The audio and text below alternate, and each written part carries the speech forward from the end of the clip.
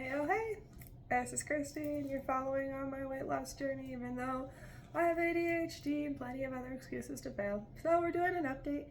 I've been doing the Xylem scrub, and it's mixed with like bentonite clay. I forgot to mention yesterday that instead of making it with water, I've been making it with herbal tea, and I've been sweetening the tea with stevia and then cooling it down. I did figure out how to get rid of the clumps. What you do is you just kind of make it in whatever water you can, get it as fine as you want, and then just move it through a strainer and then just push it through that strainer. That got it pretty smooth. That honestly helped quite a bit. I did notice yesterday there was like a little bit of gastrointestinal kind of distress feeling, and it occurred to me, I was like, I didn't really even check to make sure this was okay with my stomach bleeding disorder.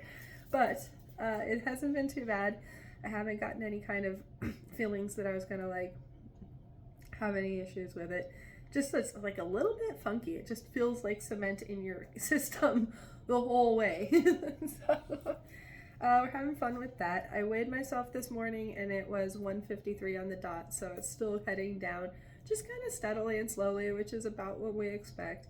And I noticed that I was kind of craving more high density nutrition food. Like last night we had all this different food available, like chicken and stuff, but I ended up having salmon for breakfast. And then last night I was just so hungry that I had the kids take me out to In-N-Out, and I got like a triple animal style, protein style. So only thing that thing was missing was the bun. Everything else about it was this like mega salad basically with like beef and cheese, and it was absolutely delicious. I loved it. So honestly, I don't think I that should be, something that would make me necessarily lose a bunch of weight normally, But I did notice that that's, a little bit extra craving on the higher density nutrition stuff while I'm doing this. And it is because it kind of fills up your stomach. And they were saying like, oh, if you drink water, it would just puff everything back up and you wouldn't be hungry again. That's not true. I feel like almost my stomach, just because of the upsetness, my brain just keeps trying to want to eat something to like top it off with, to like make it feel better. And obviously that's not going to happen because you're full of this concrete sludge. So haven't gotten anything as far as like the weird gunky stuff, and I'm going to do a little bit more research on this to see if there's like any kind of real credibility to this, or if it's more of a mythical thing to do. I do think sometimes, because it's like, well, what harm can it do? And we'll see, because sometimes it's like, especially with my body with ADHD, a lot of medications and treatments will do the opposite of what they're supposed to do on me. And so a lot of times when people are saying, oh, that doesn't really work, or oh, the rare instances of that work, they're talking about me. I don't know what percentage of us ADHDers have that effect, but it's definitely it's a thing. I'd say probably maybe about 10% of us, really definitely have massive drug indications, where almost anything that's supposed to work doesn't work, and then things that aren't really supposed to work. And I'm sure that's part of the Adderall connection, because I've heard a lot of people with ADHD not like Adderall. I've heard a lot of people with ADHD claiming that Adderall didn't really do what it's supposed to do for them, and they've done other types of medications that work for them better. For me, Adderall's the only thing that works. Everything else definitely doesn't. I had a Ritalin that was a little bit more of a roller coaster. It sort of worked, just not quite the same. And I tried Vyvanse, which made me feel like weird. I don't know how to explain that one. That was the strangest one I tried.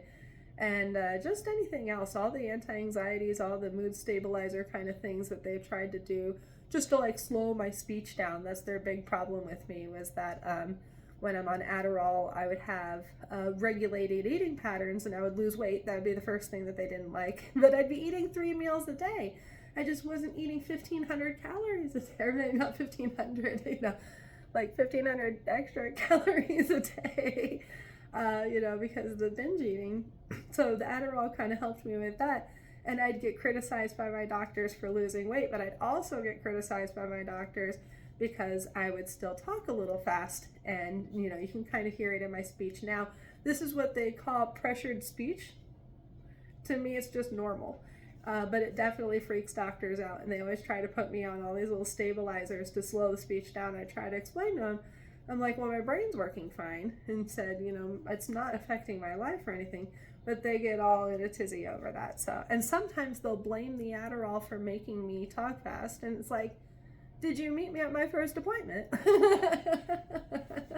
And the funny thing is actually when they did try me on those mood stabilizers, they had to put me on so high of a dose that I couldn't drive or function like at all. Like these pills are like not really meant for me. They make me like, it's fine as long as I don't have to be worried about like taking care of myself or feeding myself or taking like showers or not getting run over in traffic. I'm just incredibly I become a danger to myself, not so much others, but definitely a danger to myself on those meds. So I have to take things very, very seriously when it comes to any kind of thing, but I also tend to look for more natural ways, just because it's such a darn roller coaster trying to see what medications would even do what to me, It actually, I think the only reason they thought that those things even worked on me is because I swear if you get drugged up enough and they just keep increasing the dose,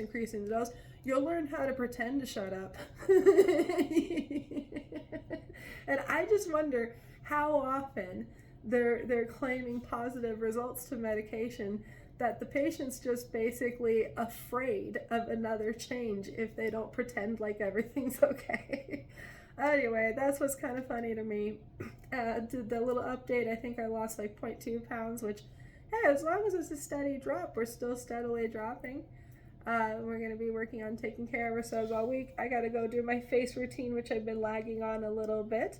But I don't know if you guys were following before, but I started Korean skincare routines. I don't do it every morning and every night. I kind of fall off the wagon all the time with it. But I do try to do, every day. Sometimes it's like, it's probably more of like an every other day thing that I'm able to keep up on, which is a start. That also keeps reminding me to brush my teeth, because I also struggle with routines just in general. So I'll leave the house and I'll be completely undressed, or I won't have brushed my teeth at all, won't have brushed my hair. I'll just be like straight up in my pajamas and like heading out to my work doing an irrigation job.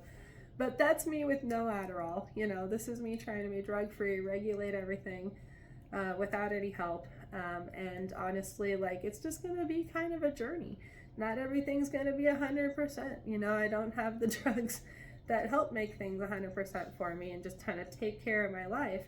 And honestly, as long as I'm going to deal with the struggle of explaining my rapid speech, trying to explain to people that I'm actually completely calm on the inside when I'm talking that way, that's actually quite difficult. The human interface for people with ADHD, we don't get listened to very well in psych offices. And I've even had a psychologist tell me one time, she said that I talk so fast and so much because of my hyperverbal disorder, that sometimes it causes other people to lose the ability to think their own thoughts, And I gotta tell you, I think she was talking about herself.